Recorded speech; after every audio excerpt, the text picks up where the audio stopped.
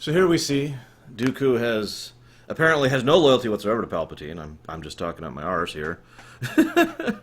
Actually, if I could be so bold, it does feel kind of weird how Dooku acts in this episode. But then again, Dooku's relationship to Palpatine has never really been written in a way that I enjoy, just to be blunt. So I'm not really sure what to make of that. But whatever. Regardless, here we are. He is going to rule the galaxy with Savage at his thing. Just call him Savage. I'm with it. You called another guy Maul. Why not call him Savage? Anyways, we must rule the galaxy at Savage's side. I mean, he just met him, right? And he did kill a couple of Jedi, so obviously he's galaxy-ruling material, right? Actually, funnily enough, I've always kind of enjoyed the way that a lot of power dichotomies in the franchise in general have boiled down to someone who is skilled, intelligent, planner, long-term thinker, and someone who is a complete death machine in a fight. You could argue the same actually applies to Obi-Wan and Anakin, it's just both of them have shades of the other as well. But anyways, point being, so here we see more magic. I mean, she literally conjures a frickin' bowl for him. Is it just illusion? Is she literally conjuring? I don't know. Anyways, so here we see how Savage ends up killing his brother and joining the thing, blah, blah, blah. I don't actually have much else to say about the bulk of the episode, which is Savage's training. Sorry, I hate that name so much, I really do. I'm going to try really hard to say Savage, even though I still mentally think of him as Savage. Right? Maul, Savage. Point being, what I find strangest is that... I shouldn't even say strangest, because it actually makes perfect sense. Here we see that... We're still seeing the ripples of Palpatine's choice, because he's the one actually behind all of this. He's the one who pushed this whole sequence of events into motion. He's the one who said, okay.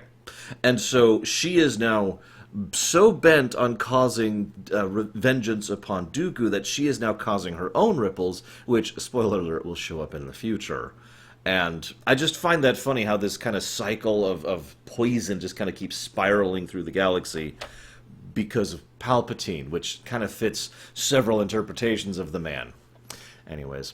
And, of course, Dooku, Mr. Politically Minded. I don't remember if I've said that or I don't think I have, because I had to re-record this, sorry, because I had an issue.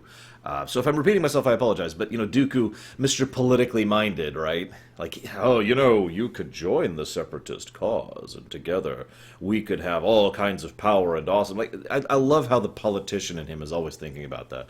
The only difference, well, I shouldn't say that. That's actually really a wrong statement.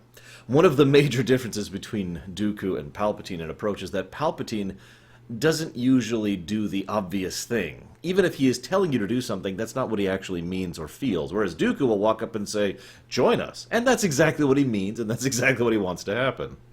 It's a variance of approach, although arguably Dooku is much more charismatic than Palpatine, whereas Palpatine is much more intelligent than Dooku, hence the variance there. Anywho, yeah, so I don't actually have much to say about this one, except that one of the things that I really wonder is how much of this is just Talzin just sitting back and laughing at all of these sequence of affairs, like, ha ha ha, okay, yep. And now he's dead. Nope, now you control him. And now those Jedi are dead. That's cool. And, as I said earlier, more events will happen.